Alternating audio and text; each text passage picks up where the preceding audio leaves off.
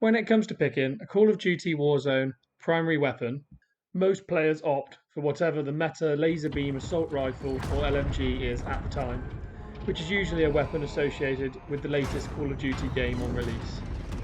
Both the Grau and Bruin had their range during Modern Warfare, but nerfs have since seen them drop out of favour. A similar fate befell the DMR and the burst fire AUG meta during the release of Cold War multiplayer.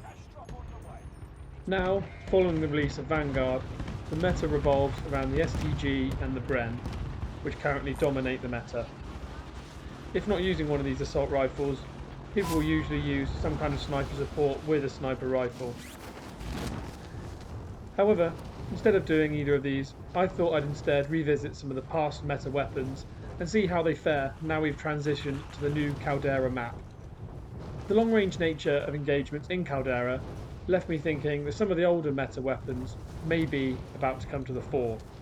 The first weapon that popped into my head when thinking about these long-range engagements was the Kilo 141.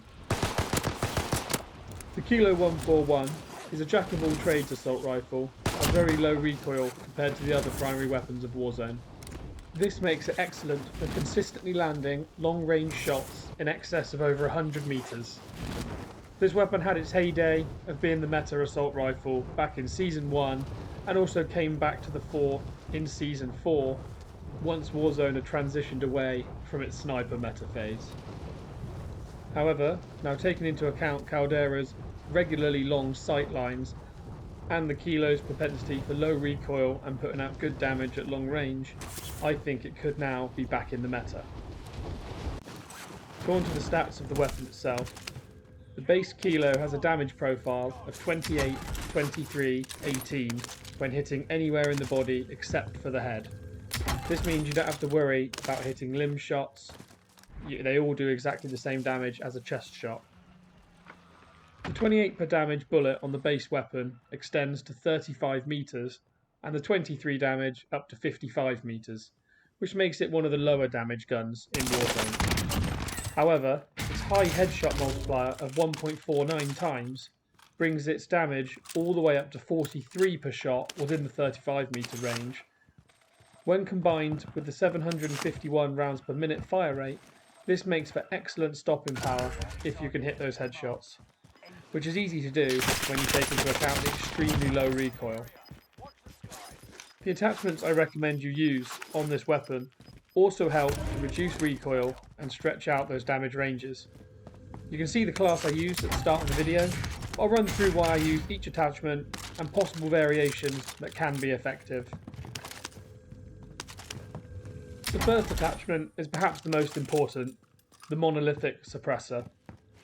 This is a staple for pretty much all of the Modern Warfare weapons, as for the small cost of around 17 milliseconds of aim down sight time, we can stay off the mini-map when firing, which should reduce your chance of being third-partied whilst in a gunfight.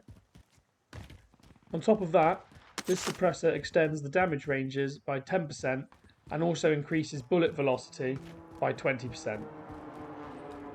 Further increases to both of these stats are also granted by the barrel that we use, the Singard Arms 19.8-inch Prowler. This further increases range by 45% and bullet velocity by a further 57%. This means that we can continue outputting our maximum damage at longer ranges, and the higher velocity means we don't have to lead our shots at longer range. In addition, this barrel reduces vertical recoil by 32% to help us stay on target. The penalty for this is a further 63 milliseconds to ADS time and some reductions to our movement speed and hip-fire accuracy. The Optic I've chosen is the VLK 3x, which gives you enough zoom to be able to spot and hit targets at long range. On top of this, it reduces both vertical and horizontal recoil, only for the cost of a minor 17 milliseconds more ADS time. For ammunition, I decided the 60 round magazine was the most effective, providing a nice mid-ground between the options available. For a small penalty to ADS and movement speed, we get 60 rounds, which is more than enough to engage multiple targets without the need to reload. If you play larger squad modes, such as quads, and you don't require as much movement speed or ADS time, you could go with the larger 100 round magazine. However, the ADS penalty on this is quite heavy, so you have to make sure that you're not trying to run and gun when using this setup. If playing smaller modes like I am here with solos or even duos, you could opt for the 50 round magazine, which makes your weapon more snappy by not harming your ADS speed as much and also not harming your movement speed as much. But the lower number of rounds may not be enough when engaging multiple targets. The final attachment is kind of a personal choice. Personally, in this gameplay, once we get to the loadout, you'll see I elected for the Commando foregrip, which further decreases both vertical and horizontal recoil for some minor movement speed penalties. However, if you have no issues controlling the recoil, you could instead go for the tac laser. This will reduce the harsh penalty for ADS time given by our other attachments by reducing the ADS by 25 milliseconds, which will make the weapon more snappy and easier to use. The end result is a weapon that is laser accurate at long range. So despite mediocre damage stats, it's capable of putting people down fast. It will maintain that max damage profile of 28 damage to anywhere on the body and 43 to the head, all the way up to 49 meters, which arguably makes the Kilo one of the best mid-range weapons in Warzone Pacific. On top of that, the fact that it is deadly accurate means that even weapons that are statistically better, the Kilo will be able to outgun, as your opposition will not be hitting every single one of their shots, whereas your laser accurate weapon will be able to hit pretty much every single round, so you will be putting people down fast. Unfortunately, despite being deadly accurate, this Kilo is far from snappy. On my recommended build, the aim down sights penalties from the barrel, magazine, optic and muzzle add up to a total ADS time of 359 milliseconds. Therefore, do not use this weapon at close range. I would recommend instead pairing it with a secondary swap, such as an MP5, an MP40 or the well gun. Something that has good movement speed, good ADS time and can do that damage up close when the engagements get too close for the Kilo build that you're currently using. For perks, there's several options you can go for. Perk 1 is very varied and is definitely down to personal preference. Personally, I like to use the perk EOD in order to reduce explosives damage, particularly now that explosives have been buffed in Warzone Caldera. Frag grenades are now capable of taking off all of your shields and the majority of your health, so I like to use EOD to make sure I do not die from those. The second option you could choose is Cold-Blooded. Cold-Blooded is another good choice for Warzone Caldera, as many people use the perk Combat Scout on their loadout, which means that when you get shot, you flash up with a bright red outline, similar to as if you got hit with a snapshot grenade. Cold-Blooded will prevent that from happening, but may allow you to get behind some cover and stay out of sight when trying to evade enemy fire. It will also keep you from being spotted by thermal scopes, which are another popular option in Caldera, as people like to use them in order to see players better through the large amounts of foliage. The final option is Double Time if you like to move around the map quickly, as this will allow you to increase your movement speed. The other perks within Perk 1 are Scavenger, Kill Chain and Quick Fix. Personally, I would not recommend using any of these within Warzone Caldera, as the benefits do not outweigh those granted by the other three perks I just mentioned. As for Perk 2, there are again several options that you could choose to go for. Personally here, on first loadout, I went for Ghost.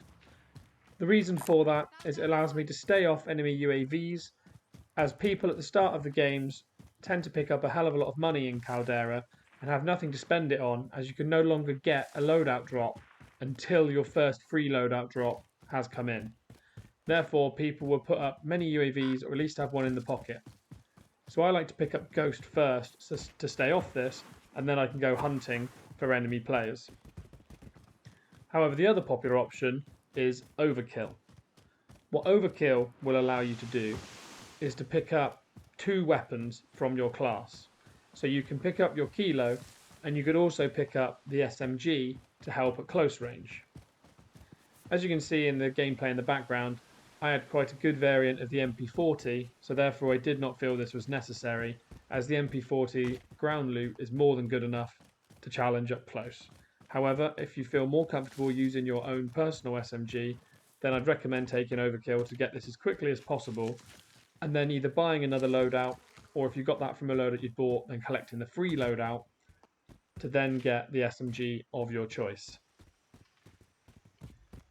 Another option in the Perk 2 slot is Restock. Restock will allow you to continually regenerate your primary and secondary equipment. So if you have, say, C4 and stun grenades, you can continually regenerate those and use them in your gunfights against the opposition. The final option, in my opinion, in the Perk 2 slot is High Alert. What High Alert does is if you get looked at from another direction, away from the FOV on screen, your screen will light up indicating which direction you are being looked at from. This will allow you to not get challenged in the back and not be hit by unsuspecting shots. As soon as you see that little ping come up, you can start doing evasive maneuvers, get yourself into cover and try and spot your opposition. This obviously comes at the penalty of not having Ghost, so more people might see you on their mini-map from UAVs and also heartbeat sensors. The other Perk 2s, Hardline, Tempered and Point Man, I personally would not recommend. The only one with any kind of utility is Tempered to allow you to plate up quicker in the middle of fights, though this can be very situational. For Perk 3, you have 2 options in my opinion. The first is Amped, to allow you to switch weapons quicker. So if you get into a gunfight up close that you weren't expecting and have the Kilo out, you can quickly swap to your secondary weapon. The second option, and the one that I've gone for in this class, is Combat Scout, which I mentioned earlier when talking about Perk 1s. Allows you to spot people through the foliage who don't have cold-blooded, because it highlights them in a bright red outline, so it makes it easier to hit shots when they dive behind the many bushes that are available in Caldera. The other perks, Tune Up, Shrapnel, Battle Hardened, Engineer and Tracker, again I wouldn't recommend using, as both Amped and Combat Scout are more effective in Caldera. So now, into the gameplay. Hopefully you've been paying attention and will have seen what's been going on so far. I picked up 8 kills before collecting my loadout, and as stated, I went for a Kilo Ghost loadout, and then made my way to my second free loadout, where I collected this PPSH built for hipfire to use as my up-close weapon, and it also has excellent movement speed, so pairs brilliantly well with the Kilo. I then shot another guy. Unfortunately, I didn't quite hit enough headshots with the Kilo to put him down, so I had to then push up close and demonstrate how powerful the PPSH can be up close, which puts us on 9 kills.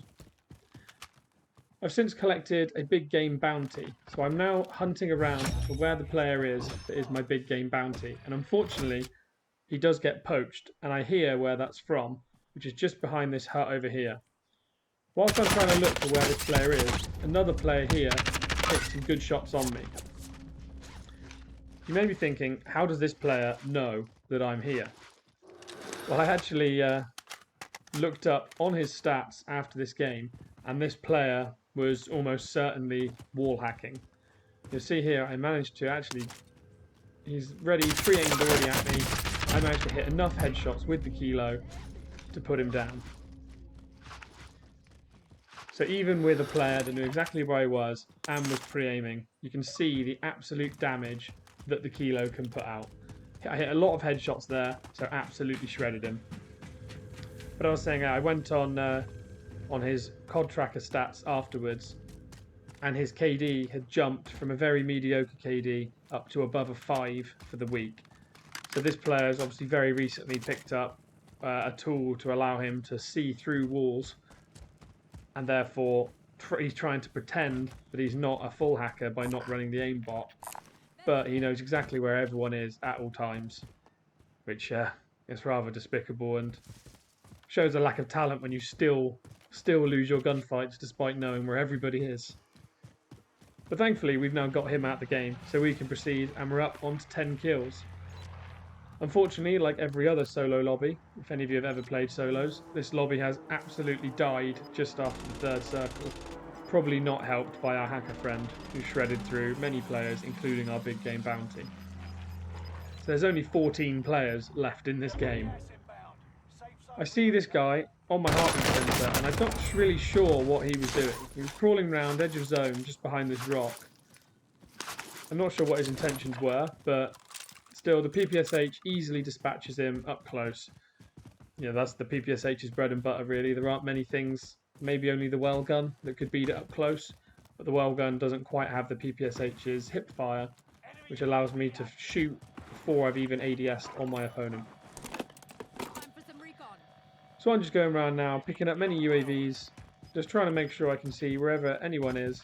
Trying to constantly keep little pings on the radar for where the enemies are and what contracts I can do next. As I do, I see this ghosted player ping up over here. So if you're ghosted, you will not ping up on a UAV's radar unless you start shooting. If you start shooting, then you will appear on the radar. So I now know there's a player over here who has ghost, so I want to get out of the game. I then see another player charging over, who appears to have also seen this player, and you can see the amount of damage the Kilo can put out right there. It just absolutely shredded him before he even had a chance to turn around. I'm sticking around, just keeping an eye on the edge of the zone, just seeing if this ghosted player pops back out, because I'm not sure if that player killed him or not. He definitely took quite a few shots, so it's likely that he did, and that's the conclusion I come to, that ghosted player has been killed. So as I rotate back out, I can see here there's a cluster strike going on towards the top of the hill. So I drop my ping on there, and I go looking for either the enemy that dropped the cluster strike, or who the cluster strike was dropped on. I want to rotate into zone, however, first, so that I can try and not get held by players standing on the edge of the zone line, stopping others from coming in and trying to pin them between the gas. There isn't a lot of cover, however, so I do come slightly outside the zone and come to these small little mounds here in order to try and get a bit more of a head glitch to take my enemies out. As I come over one, I see an enemy rotating around outside of the gas, drop a ping on him, and decide to make my way around to where they are. I am, of course, however, being quite reckless here and not really thinking about my gameplay. If doing the same thing, I would definitely recommend thinking a lot more about what cover you have. I make my way up to this rock and keep myself in cover from this player, however, as leaving my whole rear exposed, so I could have been third-partied easily. I can see he's going behind this tree, so I'm trying to close the range. As I do, I put a lot of damage into him and blew him, whilst he also hits me with a sniper shot that takes off my armour. I know that following that, he is probably going to make a re-challenge to try and hit the second shot he knows will down me. Therefore, what I do is I keep firing, utilising that 60 rounds that I have in my magazine to keep firing, so as soon as he peeks, he'll be walking into my ranks. And then you'll see there's another guy there who I saw ping up on my mini-map, and I dropped a little ping on him, who's running towards one of the supply drops at the edge of the map. And you'll see just how much stopping power the Kilo really has. As he's rotating across, the low amount of recoil and just hitting so many shots puts him down before he even has time to turn around. Excellent, excellent work from the Kilo. So now we're up to 14 kills, and I know there's only 10 players left, and we're getting towards the final zones. Therefore, despite dropping a little ping on that big game bounty, I realise I've got to start thinking about how I can play for the win. The position I'm in is not great, as we're in massive amounts of low ground, which means players up on the hills around us will have the advantage being able to head peek over the edge of hills and shoot down on us. So therefore my intention is to rotate up towards this hill and potentially even get up on the hill in order to try and get that positional advantage upon my opponents, which should help secure the win. As I do, I've seen this player here who dropped in and I caught him on my heartbeat sensor. He was a very lovely Facebook gaming player, judging from his clan tag, who, when I killed him earlier, had a very lovely sweary death comm, and when I killed him the second time, accused me of being a stream sniper, which was quite fun. If you are a Twitch or Facebook streamer, not everyone who kills you is a stream sniper. I'm sorry to let you know. But yeah, I wouldn't quit your day job if you are the streamer being killed twice by me. So yeah, as I said, we're trying to make our way up this hill, just doing nice rotations, keeping ourselves out the way of other players as we try and get the high ground. I use this little gas rotation to make my way up the hill, as I don't think there was any other option without rotating to the other side of the hill, and I want to stay relatively close to the gas line so I know there's no one coming up behind me. I'm trying to use my heartbeat sensor, trying to get some information on where other players are. I see a little cluster strike coming down here, as well as the little red ping from the player who dropped it, so I know there's someone at the edge of zone up there who's used a kill streak, and there must therefore be another player who he's attacking. I see the player here, hit a few shots on him, but he's jumping all the way down to the bottom of the hill. So that must have been the player who was being attacked by the cluster strike. So I try and rotate up the hill, get to the edge of the zone line, and spot the player who dropped the kill streak, which I do just here as he's rotating out and round.